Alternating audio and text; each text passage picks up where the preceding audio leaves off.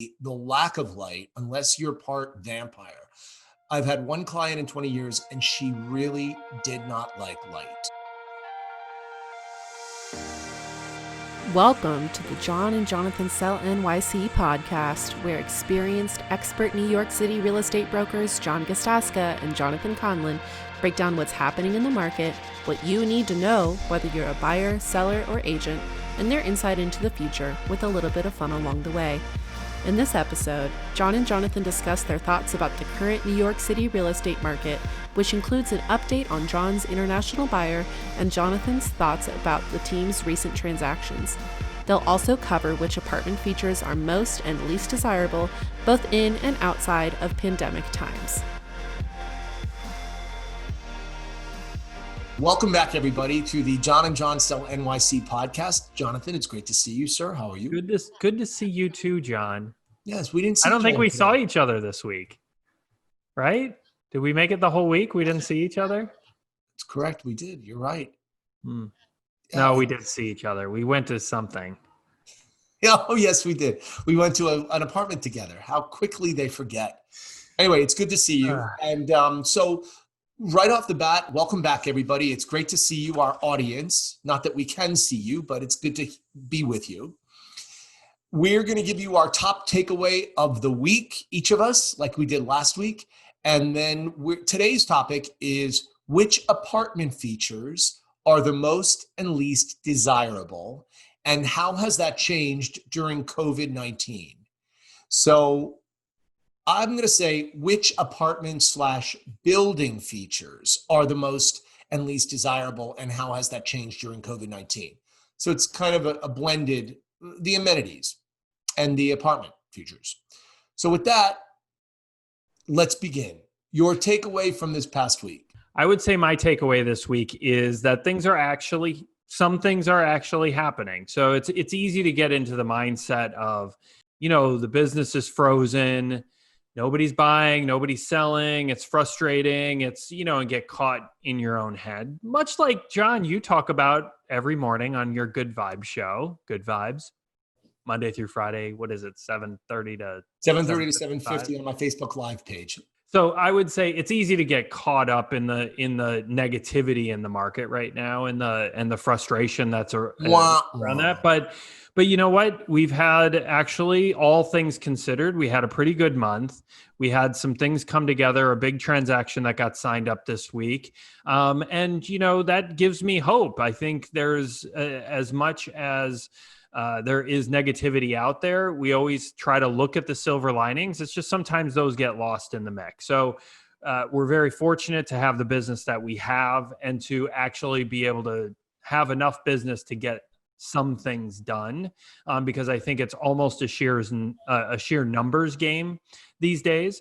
But so that certainly helps us, whereas a new agent or somebody that just doesn't do as much business has less opportunities, obviously. So I guess that would be my takeaway, is staying positive and seeing that we were able to pull some things together. How's that? So my takeaway would be that I'll come clean, and I'm going to put a good vibes, positive spin on this, which is, it's always a surprise in our industry. Each day, one of the things that's the great part of being a real estate broker is that each day is very different.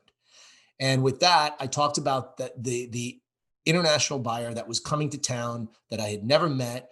And then I ended last week's podcast with, don't stand me up. And, I'm looking forward to it, and I'm going to update the audience. And my update is that the guy stood me up, believe it or not. So I was extremely perplexed by the whole situation. And I certainly hope the man is okay. And we even communicated. This is what I love about you, John. Even though, like, all indicators are that this guy was a total sham and I don't think so. artist. I don't think he was. I still believe in the. I still believe. I know. That's what I'm saying. Is that's what I love about you, is that you still are looking for that, like, positive, like, giving him the benefit of the doubt, and And It could very well be the culture. He was from international, and he might have been just totally embarrassed. But he communicated with me for about an hour, even though he was really late and he had a series of problems in transportation. And then he got out of the one car into the other car, and it was that was the story. Yes, it was an incredible story. And he knew where the hospital was nearby. And what's to say that something seriously didn't happen to this person, or that he just simply was mortified and embarrassed? And it's an honorable culture, and he just could not bear coming. And he knew that I was really becoming, we got to move here, or we're going to lose these appointments. So I wasn't hostile, but I was firm, and I said, look, I cannot hold the other brokers, and these were expensive apartments. So neither here nor there. Firstly, I was upset at him. I was upset at myself. Oh, I should have had the foresight to figure all this out. You know what? I saw it through. I vetted the buyer. I did the best that I could with what I was gotten. And you know what? The buyer didn't show. Did it ruin my life? No. I felt bad for the guy. The takeaway is that we're constantly, even being veteran real estate brokers and successful real estate brokers, we're constantly learning. And that's one of the parts of our aspects of our business that's really a great part of our business. And that no matter how long we've had and what tenure, and there's always new experiences to walk through. So it took me a while and some therapy to get to that point. So that's my takeaway from the week. And who knows, I may be updating you next week while somebody's going on vacation that, hey, Mr. C, my buyer came through. We're putting in some offers.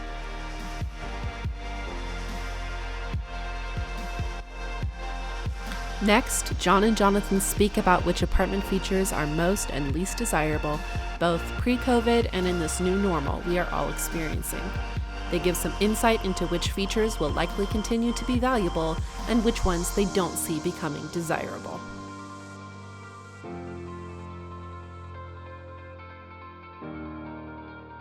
Classically desirable features. Let's talk about really, in your opinion, what are that are in existence pre-COVID and still today? What would you say are the most important features in an apartment and in a building? So the number one thing that I would say is A, readily available, B, a huge benefit to have just logistically, and what most people strive to have and really want to have here in the city is a door staff. So a door person or a concierge, they get different names.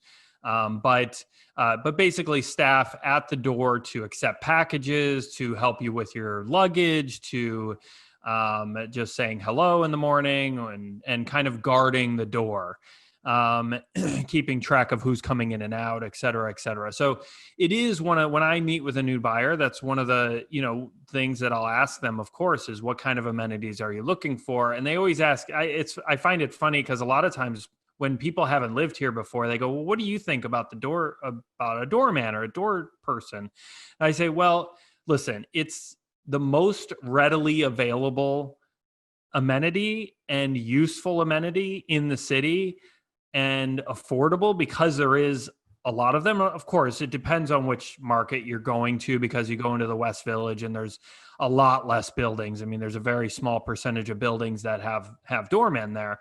But you go to the Upper East, Upper West Side, it's prevalent. Most of the buildings have them. So it is very beneficial because we are in a hyper-competitive market. So any job that somebody has, typically, let's say any person that's in a financial position to buy an apartment probably works in the city in a competitive environment. And the last thing you want to worry about is, well, how do I get my packages? Or it's that support that is certainly helpful, because most couples that are both working, So having that extra person to man the door and help kind of just operate the home life a little bit more is a huge benefit.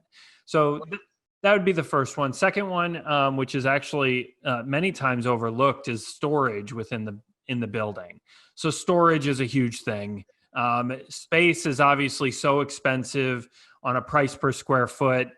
A lot of times there's not great closet space. Having that extra separate storage space in the basement, even if it's a small 5x5 cube or something in the basement, is a huge help to store those things and free up your closet space within the apartment itself. Roof deck is always nice. If you don't have the private outdoor space, which is obviously more coveted, the private outdoor space, the roof deck would be the backup to that, where you can go up in the elevator and you can actually step outside and have privacy, and just sit down and enjoy a glass of wine or whatever.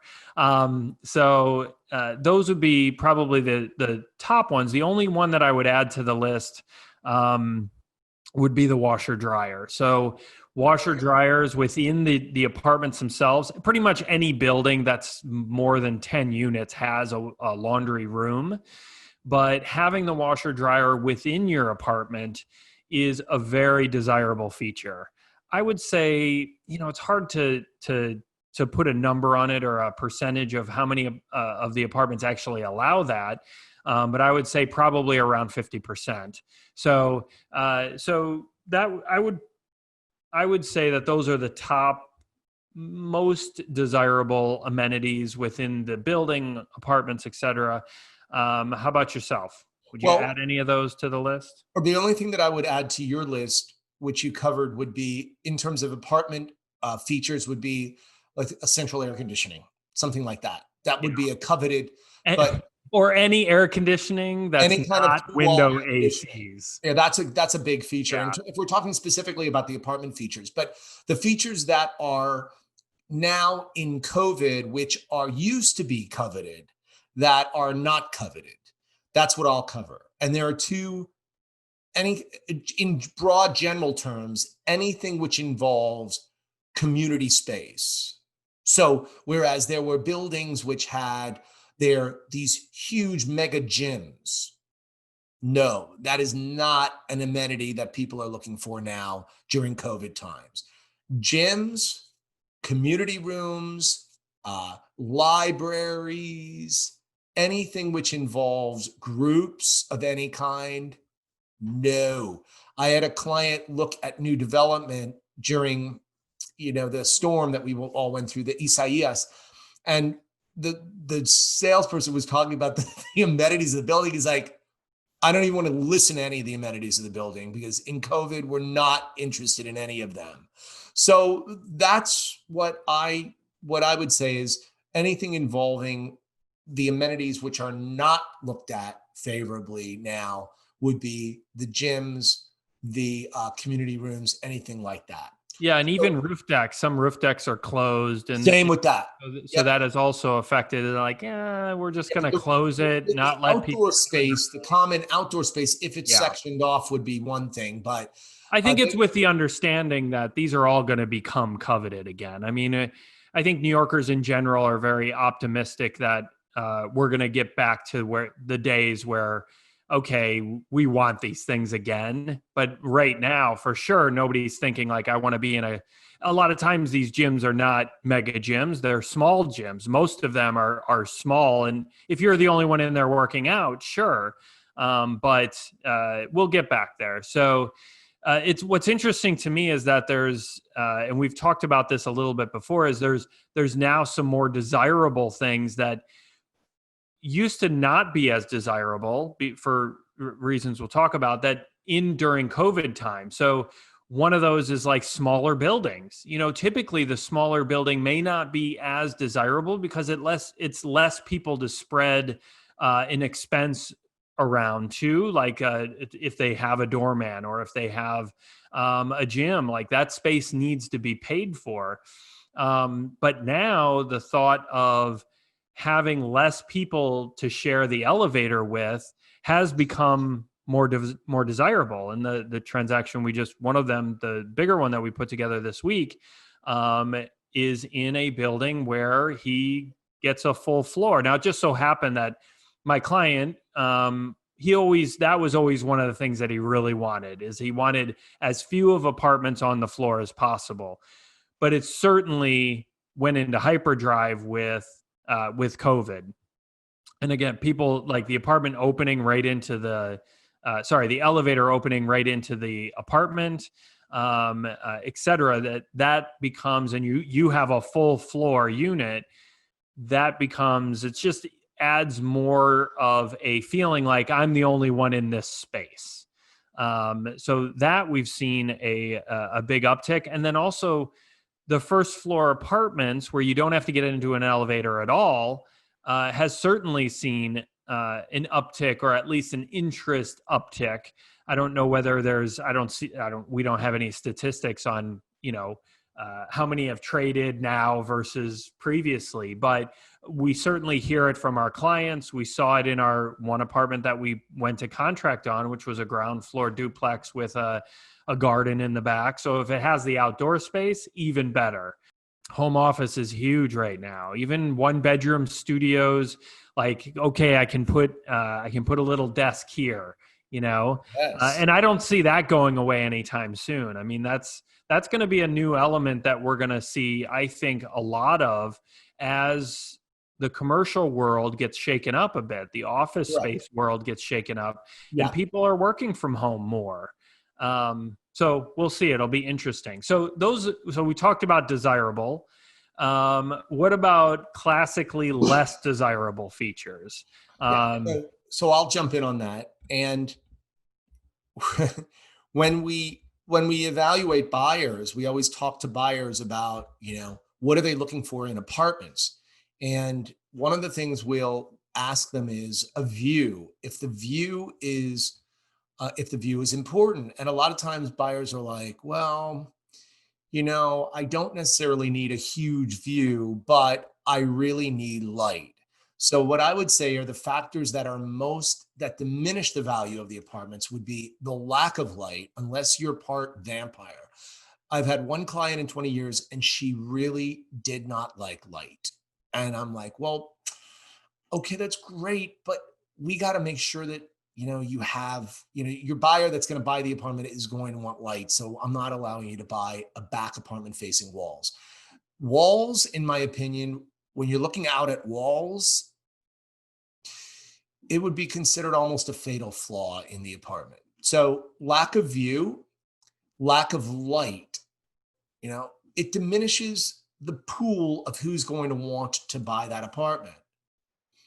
Also, our pet peeve are spiral staircases. When you have any kind of a staircase in an apartment, unless it's 12 rooms, where you have this wonderful, huge, grand staircase, a lot of times the staircases eat up the interior square footage of the apartment.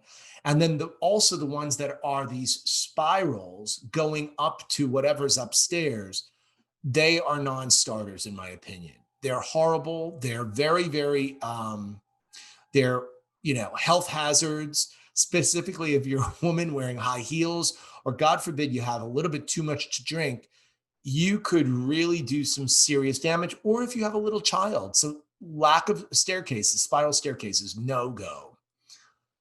First floor apartments. The only ones, with the exception like you described, were the ones that have the gardens, but the ones that don't have the gardens, again, tend to be dark. The only time that first floor apartments work is if they allow the live work situation, or if you're elderly and you don't want to have to run the risk of having to get into an elevator. But otherwise, first floor apartments are not usually the most coveted of apartments. And then undesirable features would be loft bedrooms. Whoever created them, I don't think so. You have these upstairs where then you have these loft bedrooms that don't really have walls. They look out over the living room. Okay, well, do you have privacy? We have a listing like that right now. And so they're very niche apartments. And then the final which could be a factor in COVID that is actually more of a desirable feature. But we always say walk-ups, unless you're international or you're in your 20s. These walk-up buildings, the higher up you go, and sometimes there's 7-floor walk-ups in these buildings, that diminishes value. So it's not a factor that I would say is a desirable factor. I want to live on the top floor of a walk-up, and I got an infant, 3 triplets, and I wanted and a big ass dog. That is not what I call a really coveted amenity. Oh, but it has a really outdoor space. Well, who cares? The only caveat that I would say is that all of these less desirables, they still fill out the market. There's still a market for them, and that's what's never ceases to amaze it. Because we have sold some apartments that have a very small buyer pool, and you would be surprised. I'm sure many people listening, if they saw these spaces and heard what they sold for, they'd be like, I can't believe somebody paid that for it. But there is a buyer for every apartment here in Manhattan. There is. It never ceases to amaze me. So it's not that it makes it unsellable. What we will tell people is if we have somebody that comes to us and says, I really love this apartment, and it has one of these fatal flaws, we say, okay, you got to pay the right market price for it now and go into it with eyes open, knowing that when you get to sell, when we sell this apartment for you, this is what we're going to tell you is wrong with it. And this is why it's taking a little bit longer, or why we need to adjust price, or what have you. It makes it less liquid of an asset. I think all of it's subject to change, because who knows, after 2020, who knows what's around the corner for us next? Yep. Because maybe light will become less desirable. Well, it was good talking to you, John. You too. Always. We'll look forward to seeing everybody next week. I will be a little bit tanner, I'm hoping, because the weather's going to be nice and I'm going on vacation. So you have a great vacation. Thanks for watching, everybody. Thanks for watching. Stay safe, stay healthy. And most of all, next week. Gratitude. Thanks for watching or listening to the John and Jonathan Sell NYC podcast, where experienced expert New York City real estate brokers John Gasdaska and Jonathan Conlon break down what's happening in the market, what you need to know whether you're a buyer, seller, or agent, and their insight into the future with a little bit of fun along the way. If you'd like to take a look at our listings, have a property you're thinking of selling, or are wondering if we could help you finally find the perfect place to call home, feel free to reach out. You can email us at info@johnandjonathansellnyc.com or reach out via our Facebook page or Instagram at John and Jonathan Sell NYC. If you enjoyed today's podcast, consider telling a friend or family member about it or leaving a review on Apple Podcasts. Those are some of the best ways of supporting our efforts, and we would greatly appreciate it. Thank you again for tuning in. We can't wait to share what's coming up next. Subscribe to the podcast to make sure you don't miss our next episode, and we'll see you next time.